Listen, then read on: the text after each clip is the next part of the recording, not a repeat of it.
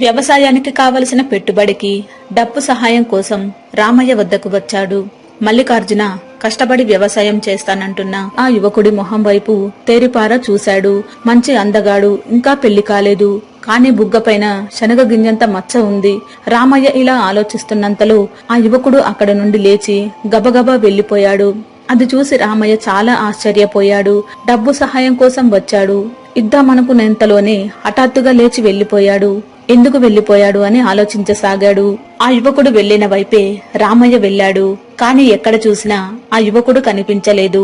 ఏమండి, ఇప్పుడే ఎర్ర చొక్కా వేసుకుని మల్లికార్జున అనే కుర్రాడు వచ్చాడు. నీకేమైనా కనిపించాడా? కనపడితే కొంచెం అతను ఎక్కడుంటారో చెప్తారా? ఓ మల్లికార్జున, ఇప్పుడే పోలేరమ్మ గుడి వైపు వెళ్లాడు. ఇయాల వాడు ఎందుకో బాధగా ఉన్నాడు. పాపం వాళ్ళ అమ్మా నాన్న అప్పుడొచ్చిన వరదల్లో కొట్టుకుపోయారు. ఆ రోజు నుంచి వాడు దిక్కులేని వాడయ్యాడు. ఇప్పుడు పోలేరమ్మ గుడే వాడి నివాసం. ఊరి బయట రెడ్డి తోట పక్కన పోలేరమ్మ గుడి ఉంటుంది, వెళ్ళండి, ఇప్పుడు వాడక్కడే ఉంటాడు. అలా మల్లికార్జున ఇప్పుడు పోలేరమ్మ గుడి దగ్గర ఉంటాడని చెప్పడంతో వెంటనే రామయ్య పోలేరమ్మ గుడి వద్దకు వెళ్లాడు. అది ఊరి బయట ప్రాంతం కావడంతో ఆ గుడి ప్రాంతమంతా ఎటు చూసినా పిచ్చి మొక్కలతో రాళ్లు రప్పలతో చిందరవందరగా ఉంది.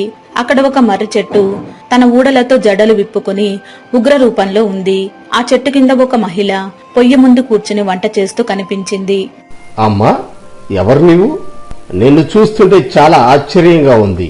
ఎటు చూసినా రాళ్లు రప్పలు ముళ్ళ చెట్లు ఉన్న ఈ నిర్మానుష్యమైన ప్రదేశంలో ఎందుకున్నావు? నీకెవరూ లేరా? ఇక్కడ నీకు భయం కలగటం లేదా? నా గురించి ఏమని చెప్పమంటావు నాయనా? నాది పక్క ఊరు. 4 ఆడపిల్లలు, 2 మగపిల్లలతో ఎంతో సంతోషంగా ఉన్న సమయంలో మా ఆనందాన్ని చూసి దేవుడికి కన్ను కుట్టింది. మాయదారి తుఫాను రూపంలో వచ్చి మా కుటుంబాన్ని చిన్నాభిన్నం చేశాడు.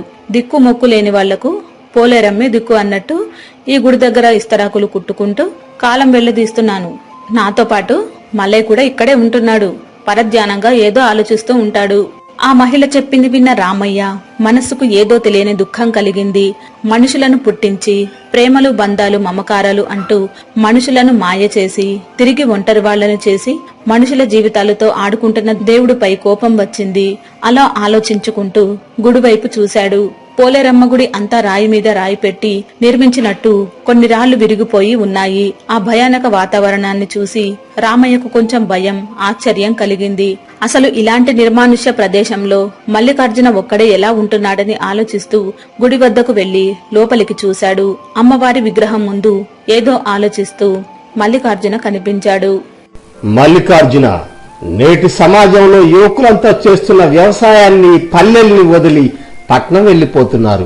ఇటువంటి సమయంలో అదీను ఉన్నత చదువులు చదువుకొని కన్నవాళ్ల కోల్పోయి కూడా ఇంకా నేను ఈ ఊర్లోనే వ్యవసాయం చేస్తాను, పెట్టుబడికి సహాయం చెయ్యండి అన్న నీ మాటలను చాలా సంతోషించానయ్యా. కాని డబ్బు ఇద్దామనుకున్న తరుణంలో ఎందుకని అలా చెప్ప పెట్టకుండా వెళ్లిపోయావు?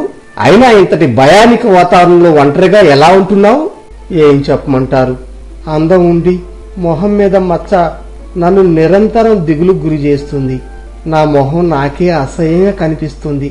అందుకే ఈ మచ్చ పోయేదాకా ఎవరికీ నా మొహం చూపించకూడదనుకున్నాను. అందుకే ఇక్కడ ఉంటున్నాను. అప్పుడప్పుడు నా తల్లిదండ్రులు నిన్ను చదువుకున్న చదువు గుర్తొచ్చి వ్యవసాయం చేద్దామన్న పట్టుదల పెరుగుతుంది. కానీ అంతలోనే నా మచ్చ నన్ను వెనకకు లాగుతుంది. అందుకే మీ దగ్గర నుంచి అలా వచ్చాను. ఆ యువకుడు చెప్పిన కారణం విని రామయ్య ఆశ్చర్యపోయాడు. మొహం మీద ఉన్న చిన్న మచ్చకే మనుషులు ఇంత కుంగిపోతారా అని నిర్ఘాంతపోయాడు. మల్లికార్జున, నువ్వు ఎంత పిచ్చోడువయ్యా! మనిషిని మనసని మహమ్మారి ఎంత మాయ చేస్తుందో చూసావా? అందగాడివి, చెడు వ్యసనాలు లేనివాడివి, ఆరోగ్యవంతుడివి, ఎంతో చదువుకున్నవాడివి, చిన్న వయసులోనే జీవితంలో ఎన్నో ఒడిదుడుకులను చూశావు. అయినా నిన్ను నీ మనసు చిన్న మచ్చను చూపించి నిన్ను కుంగదీస్తుంది. సరే, అది దేవుడిచ్చిన మచ్చ, అది పోదు కదా. ఇక దాని గురించి ఆలోచించడం మాని ఇకనైనా భవిష్యత్తు మీద దృష్టి సారించవచ్చు కదా. అది దేవుడిచ్చిన మచ్చ కాదండి, నా చేతులారా నేనే కొని తెచ్చుకున్న మచ్చ అది. నేను పట్నంలో విద్యాభ్యాసం చేసేటప్పుడు నా స్నేహితుడు రాసిన వ్యాసాన్ని నాదే అని చెప్పుకొని అధ్యాపకుల నుంచి సన్మానం పొందాను. తర్వాత అది నేను రాసిన వ్యాసం కాదని, స్నేహితుడి వద్ద నుంచి దొంగిలించిన వ్యాసమని తెలుసుకున్న మా అధ్యాపకుడు కోపించి నా నేరం మచ్చగా మారి నా మొహాన్నే అంటుకొని ఉంటుందని శపించాడు. మల్లికార్జున చెప్పేది ఆసక్తితో వింటున్న రామయ్య, అయితే ఇప్పుడు ఆ మచ్చ ఎలా పోతుందని, మీ గురువు శాపానికి పరిహారం ఏంటని అడిగాడు. నేను వేరే వాళ్ల గొప్పదనాన్ని నా గొప్పదనంగా చెప్పుకోవటం వల్ల వచ్చిన ఈ మచ్చ ఎప్పుడైతే నాకంటే ఎక్కువగా ఇతరుల గొప్పదనాన్ని తనదని చెప్పుకోవటంలో నన్ను మించిన వాణ్ణి నేను గుర్తించినప్పుడు నా మొహం మీద ఉన్న ఈ మచ్చ అతని మొహం మీదకు మారుతుంది. అప్పుడే ఈ మచ్చ నుండి నాకు విముక్తి. అందుకని ఇతరుల గొప్పదనాన్ని తన గొప్పదనమని చెప్పుకునే నన్ను మించిన వాడు ఎక్కడుంటాడని ఎదురుచూస్తున్నాను. ఆ యువకుడు చెప్పింది విన్న రామయ్యకు ఎలాగైనా అతనితో ఆత్మన్యూనతా భావాన్ని పోగొట్టాలని అనుకున్నాడు. బాబు మల్లికార్జున, నువ్వు తప్పే చేసి ఉండవచ్చు, కాని నువ్వు ఆ చేసిన తప్పును తెలుసుకున్నావు. ఇప్పుడు నేను చూస్తుంటే నాకు చాలా ఆనందంగా ఉంది. నువ్వు మంచి అందగాడివి. నీ మచ్చని ముఖానికే అందాన్నిచ్చింది. నీ వంటి ఉత్తముడకు తగిన యువతి మా ఊర్లో ఉన్నది. తన పేరు అనసూయ. చాలా బాగుంటుంది. నువ్వు ఆమెను పెళ్లాడితే నాకెంతో ఆనందం కలుగుతుంది. రామయ్య అలా చెబుతూ తనది కూడా ఆ ప్రాంతమేనని, తనకు ఎవరూ లేరని, నీలాగే తుఫానులో అందరినీ పోగొట్టుకున్నదని చెప్పి అనసూయ కథ మొత్తం వివరించాడు. అయ్యా, అనసూయను పెళ్లాడటానికి నాకేం అభ్యంతరం లేదు. కాని నా మొహం మీద మచ్చను చూసి ఎందరో చేదరించుకున్నారు. ఒకవేళ అనసూయకు నేను నచ్చి నన్ను చేదరించుకుని పక్షంలో నేను ఆమెను తప్పక వివాహమాడతాను. పదండి, మీ ఊరి వెళదాం. మల్లికార్జున, అనసూయ నాకు దేవుడిచ్చిన బిడ్డ వంటిది. నీకు ఇందాక చెప్పాను కదా, తుఫానులో ఇల్లు వాకిలి తల్లిదండ్రులను అందరినీ కోల్పోయి దిక్కు ముక్కు లేకుండా మా ఊరు వచ్చినప్పుడు నేను సమయానికి చారదీసి తనను పోషిస్తున్నానయ్యా. తప్పనిసరి పరిస్థితుల్లో నేను ఈ ఊరు రావాల్సి వచ్చింది. తనను కూడా నేను తీసుకుని వద్దామంటే తాను నాతో పాటు రానని చెప్పింది. అప్పుడు నా స్నేహితుడు భుజంగరావు ఇంట్లో విడిచి వచ్చాను. అయితే నేను తన కోసం ఎంత చేసినా అనసూయకెందుకో నేనంటే అసంతృప్తి అయ్యా. ఇప్పుడు నేను కూడా నీతో వస్తే నువ్వు ఇష్టమున్నా నా మీద ఉన్న అసంతృప్తితో అది నీకు చెప్పలేకపోవచ్చు. అందుకని ముందు నువ్వు వెళ్ళు. మీరిద్దరు పరస్పరం ఇష్టపడితే పెళ్లి సమయానికి నేను అక్కడికి వస్తాను. రామయ్య చెప్పిన దానికి సరేనని మల్లికార్జున వాళ్ల ఊరికి వెళ్లి భుజంగరావు ఇల్లెక్కడో తెలుసుకుని వాళ్ల ఇంటికి వెళ్లాడు. తాను వెళ్లేసరికి అనసూయ చెట్టు కింద కూర్చుని రాళ్లతో ఆట ఆడుకుంటుంది. మల్లికార్జునను చూడగానే సిగ్గుపడింది. నమస్కారమండి, నా పేరు మల్లికార్జున. నేను కొండలపాడు ప్రాంతం నుండి వస్తున్నాను. ఒకప్పుడు వచ్చిన తుఫాను బీభత్సానికి నా వాళ్ళందరినీ కోల్పోయాను. ఇప్పుడు నేను వచ్చిన కారణం మిమ్మల్ని పెళ్లి చేసుకుందామని. అది కూడా మీకు నేను నచ్చితేనే జీవితాంతం మీకే లోటు రాకుండా నా గుండెల్లో పెట్టుకుని చూసుకుంటాను. మీ అభిప్రాయం చెప్తే నేను సంతోషిస్తాను. ముక్కు మొహం తెలియని వ్యక్తి వచ్చి నేను నిన్ను పెళ్లి చేసుకుంటాను అని చెప్పేసరికి అనసూయ అయోమయంలో పడింది. ఒకసారి అతని వైపు చూసింది. చాలా అందంగా ఉన్నాడు. తనది కూడా కొండలపాడు ప్రాంతమేనని చెప్పాడు. ఒక్కసారిగా ఆ ప్రాంతాన్ని తలుచుకుంటేనే భయం వేసింది. తాను వెంటనే ఏమీ చెప్పలేనని, ఆలోచించుకుంటానని కొంత సమయం కావాలని చెప్పింది. అతను సరేనని అక్కడి నుండి వెళ్లిపోయాడు. ఓ లక్ష్మమ్మ, ఇది నీకు తెలుసా? ఆ మధ్య రామయ్య గారి ఇంటికి పిల్ల వచ్చిందిగా. ఇప్పుడు ఆ పిల్ల భుజంగరావు గారి ఇంట్లో ఉంటుందంట. ఆయన తన సొంత కూతురులాగా చూసుకుంటుందంట. ఆ పిల్లకు ఏ లోటు రాకుండా బంగారం కొండ అంట, మంచి బట్టలు కుట్టించిందంట. ఇప్పటి వరకు చాలా ఖర్చు పెట్టిందంట. నాదో సందేహం లక్ష్యమామ, భుజంగరావు అవతల మనిషి గొంతేంటి చచ్చిపోతున్నా గుక్కడి నీళ్ళు కూడా పోయాడు కదా. మరి ఎవరో దారిన పోయి దిక్కుమొక్కులేని పిల్లకు ఎంత ఖర్చు పెట్టి ఎందుకు పోషిస్తండే? ఒరే పిచ్చుడా, నిన్ను అందరూ ఉట్టిగానే తిక్కలు అనరా? లేకపోతే పిల్లికి కూడా బెచ్చం పెట్టిన భుజంగరావు సంగతి తెలిసి కూడా అట్ట మాట్లాడుతారా? ఆ పిల్లకు ఖర్చు పెట్టే డబ్బంతా సొంతం కాదురా. అదంతా రామయ్య గారు ఊళ్ళో నుంచి నెల నెల పిల్ల కోసం ఎంతంటే అంత డబ్బులు పంపిస్తాడుగా. రామయ్య గారు పంపించే డబ్బుల్లో కొంత డబ్బు ఈయన సొంతానికి ఉంచుకొని మిగిలిన డబ్బే ఆ పిల్లకి ఖర్చు పెట్టి లోకం ముందు నేనే ఆ పిల్లను వేలకు వేలు ఖర్చు పెట్టి పోషిస్తున్నా అని అందరి ముందు నాటకం ఆడుతుండ్రా. అరే అంకనా, ఆ వచ్చే పిల్లగాడు ఎవడరా? ఇంతకు ముందు ఎప్పుడు మనలో చూడలేదుగా. ఎవరి పిల్లగా నువ్వు? నేను చూస్తుంటే ఈ ఊరోడిలాగా లేవుగా.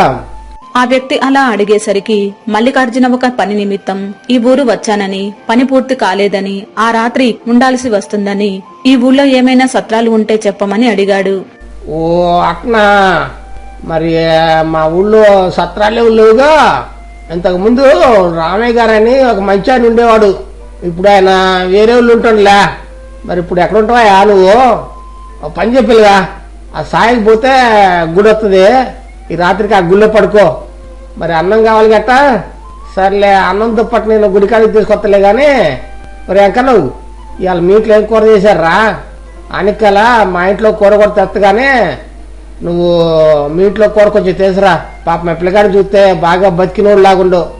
ఒక పూటకి మనం పెడితే మనకి ఆయన బాద్దారా? ఏం కాదులే, ఇవాళ ఒక రోజు నీకేం కాదులే, ఆడ పడుకో. నీకు దుప్పట్లు అయితే తీసుకొస్తా నేను. దుప్పట్లు అన్నం కూర ఏం పట్టుకొత్తలే. అలా మల్లికార్జున ఆ రోజుకి లచ్చయ్య పెట్టిన అన్నం తిని ఆ ఊరి గుడిలో పడుకున్నాడు. ఇదిలా ఉంటే అనసూయకు ఆ రోజు రాత్రి నిద్ర పట్టలేదు. అతనిని పెళ్లి చేసుకోవాలా వద్దా? అతనికి వెనుక ముందు తనలాగే ఎవరూ లేరు. తల్లిదండ్రి లేని బాధ ఎలా ఉంటుందో తనకు తెలుసు. అతనికేం చెప్పాలి? ఇలా ఆలోచించుకుంటూ ఎప్పుడో తెల్లవారుజామున నిద్రపోయింది. ఉదయాన్నే ఈ విషయం భుజంగరావుకి చెప్పింది. నీకు నచ్చిన వాడి కంటే నిన్ను మెచ్చిన వాడి దగ్గరే సుఖపడతావు, పెళ్లి చేసుకో అని చెప్పాడు. మధ్యాహ్నం మల్లికార్జున వచ్చాడు. తనకిష్టమేనని చెప్పింది. వెంటనే భుజంగరావు పెళ్లి ముహూర్తాలు పెట్టించి రామయ్యకు కబురు పెట్టాడు. ఒరే రామయ్య, నీకు గొప్ప శుభవార్తరా. ఎంతో కష్టపడి అనసూయకి మంచి సంబంధం చూశాను. ముహూర్తాలు కూడా పెట్టించాను. అబ్బాయి చాలా అందగాడు, కష్టపడే తత్వం కలవాడు. నాకు తెలిసిన వాడేరా. అయితే ఆడపిల్ల పెళ్లంటే మాటలా డబ్బు చాలా ఖర్చు అవుతుంది. అందుకని నువ్వు డబ్బు బంగారం చేయించి బట్టలు కొని త్వరగా తీసుకుని రా. ఇంకేం పని పెట్టుకో మాకు రోయి. ఇట్లు నీ మిత్రుడు భుజంగరావు. ఉత్తరం చదివి రామయ్య చాలా సంతోషించాడు. వెంటనే అనసూయకు మల్లికార్జునకు మంచి బట్టలు కొని బంగారం చేయించి పెళ్లికి కావలసిన డబ్బు తీసుకుని భార్యతో కలిసి ఊరికి వచ్చాడు. అరే భుజంగరావు, అనసూయ పెళ్ళవుతున్నందుకు ఇప్పుడు నాకు చాలా సంతోషంగా ఉందిరా. ఇదే సమయంలో వాళ్ళ అమ్మ నాన్న ఉంటే ఎంతో సంతోషించేవారు. అంతా విధిరాత. ఏం చేస్తాం? అరే, పెళ్లికి ఎంత ఖర్చైనా పర్లేదు, కానీ ఘనంగా జరిపించు. ఎక్కడా ఏ లోటు రాని మాకు. ఇదిగో బంగారం చేయించాను, బట్టలు కొన్నాను, కావలసిన డబ్బు తెచ్చాను, తీసుకువెళ్ళు. అలా రామయ్య అనసూయకు పెళ్లి జరుగుతున్నందుకు ఎంతో సంతోషిస్తూ తాను తెచ్చిన బట్టలు, బంగారం, డబ్బులు ఇచ్చాడు. నిర్ణయించిన ముహూర్తానికి అనసూయకు మల్లికార్జునకు ఘనంగా వివాహమైనది. భుజంగరావు ఆడపిల్లలు లేనందుకు ఆయనే కన్యాదానం చేశాడు. పెళ్లయ్యాక వధూవరులు పెద్దలకు పాదాభివందనం చేయాల్సి ఉంది. మల్లికార్జున, నేను చెప్పేది జాగ్రత్తగా విను. తుఫాను వచ్చి తల్లిదండ్రులు కోల్పోయి ఒంటరిదాన్నై దిక్కుతోచని స్థితిలో ఈ ఊరు వచ్చినప్పుడు ముందుగా నాకు ఆశ్రయం ఇచ్చింది రామయ్య గారు. అయితే నన్ను ఇన్నాళ్లు పోషించింది, నా కోసం తన జీవితం అంకితం చేసింది మాత్రం భుజంగరావు గారు. అందుకని మనం రామయ్య గారి పక్కన నిలబడిన ముందుగా పాదాభివందనం చేయాల్సింది భుజంగరావు గారికి. ఆయనే లేకపోతే ఈ రోజు నా పెళ్లి నీతో జరిగేది కాదు. ఆయనకు నేను జీవితాంతం రుణపడి ఉంటాను. అనసూయ అలా తనను ఇన్నాళ్లు పోషించింది భుజంగరావని, తన పెళ్లికి కారణం కూడా ఆయనేనని చెప్పేసరికి మల్లికార్జున బిత్తరపోయాడు. ఆలోచించసాగాడు. ఇంతలో ఒక విచిత్రం జరిగింది. ఉన్నట్టుండి భుజంగరావు బుగ్గ మీద శనగ గింజంత నల్లని మచ్చ వెలిసింది. మల్లికార్జున మొహం మీద మచ్చ మాయమైంది. మల్లికార్జున, పెళ్లి చేసుకుని నా భయాలన్నీ పోగొట్టి తిరిగి నేను ఉన్న ప్రాంతానికే తీసుకువచ్చావు. నీ రుణం జీవితాంతం సేవ చేసినా తీరేది కాదు. అవును మల్లికార్జున, నిన్నొకటి అడుగుదామనుకుంటున్నా. నీ బుగ్గ మీద ఉన్న మచ్చ మన పెళ్ళవటంతోనే ఎలా మాయమైంది? నాకైతే చాలా వింతగా ఉంది. అనసూయ, అదంతా పెద్ద కథ. అది తర్వాత చెప్తాను. కానీ నువ్వు తెలుసుకోవాల్సిన విషయం మరొకటి ఉంది. నువ్వు ఎవరి పట్లయితే అసంతృప్తిగా ఉంటున్నావో ఆ రామయ్య గారే. నువ్వు 3 పూట్ల అన్నం తింటున్నావంటే ఆయనే కారణం. ఆయన నెల నెల నీ పోషణ నిమిత్తం భుజంగరావుకి డబ్బులు పంపిస్తూ వచ్చాడు. నువ్వు కొన్న నగలు, దుస్తులు, చివరికి మన పెళ్లి ఖర్చు, అసలు మన పెళ్లి కావటానికి కూడా ఆయనే కారణం. భుజంగరావు గారు ఆయన పంపించిన డబ్బుతోనే నిన్ను పోషించాడు తప్ప ఆయన సొంత డబ్బులు 5 పైసలు ఇంతవరకు నీ కోసం ఖర్చు పెట్టలేదు. మల్లికార్జున చెప్పింది విన్న అనసూయకి తాను ఎంత పెద్ద తప్పు చేసిందో అర్థమైంది. ఇంతకాలం తాను అడిగింది కొనిపెడుతూ కన్నతండ్రిలా తనకే కష్టం రాకుండా భుజంగరావు చూసుకున్నాడని మురిసిపోయింది. కాని తనకు కనిపించకుండా ఉంటూ తనను నిజంగా పోషించిన వ్యక్తి రామయ్య అని తెలుసుకుని కళ్ళనీళ్లు పెట్టుకుంది. కనీసం పెద్ద వరుసకైనా పాదాభివందనం చేయనందుకు సిగ్గుపడింది. వెంటనే మల్లికార్జునను తీసుకుని రామయ్య ఇంటికి వెళ్లి కాళ్ల మీద పడి తాను చేసిన పొరపాటుకు క్షమించమని వేడుకుంది. వెంటనే రామయ్య అనసూయను ఓదార్చి ఇందులో నీ తప్పు లేదని, తనకు పిల్లలు లేనందున వారిని తన ఇంట్లో ఉంచుకుని కన్నబిడ్డలా చూసుకోసాగాడు. మీకు మా ఛానల్లోని స్టోరీస్ అన్ని నచ్చినట్లయితే లైక్ చేయండి, షేర్ చేయండి, సబ్స్క్రైబ్ చేయండి. అందరికీ థ్యాంక్ యూ అండి.